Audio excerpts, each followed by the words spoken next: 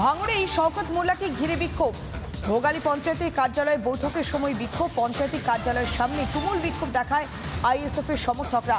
শওকত মোল্লাকে একেবারে চোর চোর বলে স্লোগান তোলে আইএসএফ এর কর্মী সমর্থকরা। ভাঙড়ের শওকত মোল্লাকে ঘিরে বিক্ষোভ। ভোগালী পঞ্চায়েতের যে কার্যালয়, সেই কার্যালয়ে বৈঠকের সময় একেবারে সামনে থেকে বিক্ষোভ দেখানো হয়। পঞ্চায়েতের কার্যালয়ের সামনে তুমুল বিক্ষোভ দেখায় আইএসএফ এর সমর্থকরা। শওকতকে চোর চোর বলে স্লোগান দেয় আইএসএফ এর সমর্থকরা।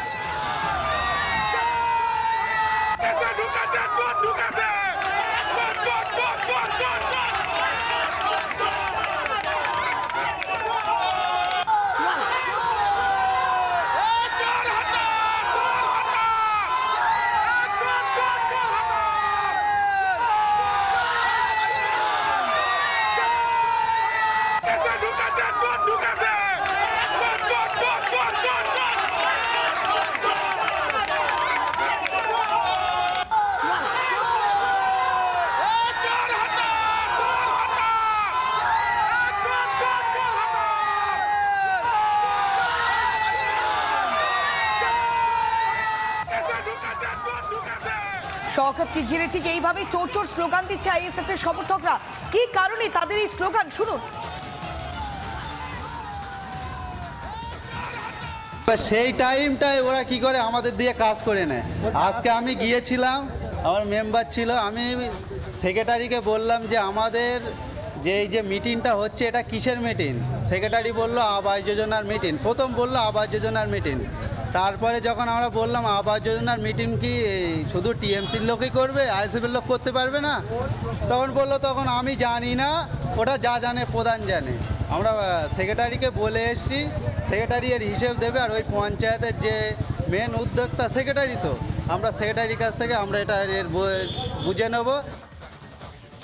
আজকে মূলত যে অভিযোগ, এখন আমরা যখন গিয়ে সেক্রেটারি সাহেবকে ধরি, প্রথমে সেক্রেটারি সাহেব বলছে যে ওদের মনে হয় 23 তারিখ। আমি উপরে কী হচ্ছে, সেক্রেটারি সাহেব বলছে যে এখানে প্রথম মিটিং ছিল আবাস যোজনা সম্পর্কে। আবাস যোজনা সম্পর্কে যখন মিটিং, তখন আমার মেম্বাররা জানে না কেন।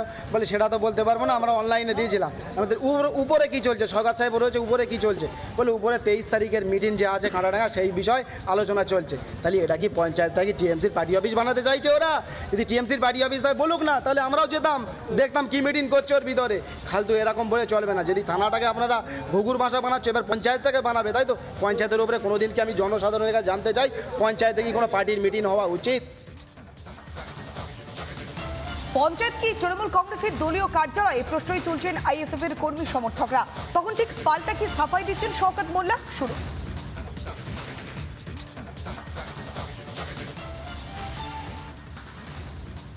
রাস্তায় যখন যাই কিছু পাগল চালক থাকে, ঘেঘুমও করে। আজকে ঘেঘুম ধার কাছে আসেনি, দূর থেকে ঘেঘুম করছিল। তো আমাদের দলের কর্মীরা তাদেরকে ভাগিয়ে দিয়েছে। এখন এই মুহূর্তে দাঁড়িয়ে ভাঙড়ে আইএসএফের যে অবস্থা, পাগলা কুকুরের চাই খুব খারাপ। যেখানে যাচ্ছি ঘেঘুম করছে। তারা কাজ করতে পারে না, তারা একটু বড় বড় কথা বলবে, আমরা ওইসব কথা কোনো গুরুত্ব দেই না। তো এটা একটা প্রশাসনিক জায়গা, এখানে কোনো রাজনৈতিক কোনো আলোচনা হয়নি। আমাদের এখানে আজকের অনেকগুলো সরকারি প্রোগ্রাম ছিল, সেই সরকারি প্রোগ্রামে আমাদের মাননীয় অভিভাবক, তিনি ভাঙড়ের দায়িত্বে আছেন, তিনি ভাঙড়ের অবজারভার মাননীয় অভিষেক ব্যানার্জিও, মাননীয় আমাদের মমতা ব্যানার্জি, আমাদের যিনি পশ্চিমবাংলার দায়িত্ব নিয়ে সমস্ত গরিব দুঃখী মানুষের দায়িত্ব নিয়ে কাজ করছেন, তাঁর নির্দেশে তিনি এসছেন, তিনি সাধারণ মানুষের কাজ করার জন্য এসছেন। এখানে পার্টির কোনো মিটিং হয়নি। পঞ্চায়েত অফিসে যেভাবে প্রশাসনিক কাজ করা হয় সেইভাবেই করা হচ্ছে। স্পষ্ট অভিযোগ করছেন আইএসএফ এর কর্মী সমর্থকরা যে পঞ্চায়েতের মধ্যে বৈঠক হচ্ছে, কিন্তু সেখানে কেন শুধুমাত্র তৃণমূল কংগ্রেসের প্রতিনিধিরা, কেন অন্যান্য রাজনৈতিক দলের যে প্রতিনিধিরা তাদের কেন ডাকা হলো না, তাদের কেন জানানো হলো না। সেই কারণেই দফায় দফায় প্রতিবাদ বিক্ষোভ। এবং ক্যানিং পূর্বে তৃণমূল কংগ্রেসের বিধায়ক শওকত মোল্লাকে ঘিরে চোর চোর স্লোগান, আর পাল্টা সাফাই দিচ্ছেন ক্যানিং পূর্বের বিধায়ক শওকত মোল্লা।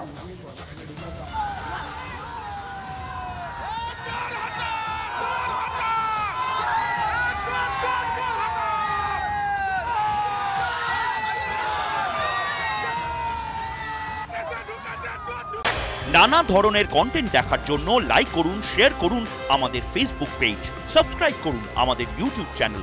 পাশাপাশি অন্যান্য ব্রেকিং নিউজের জন্য অবশ্যই চোখ রাখুন রিপাবলিক বাংলায়।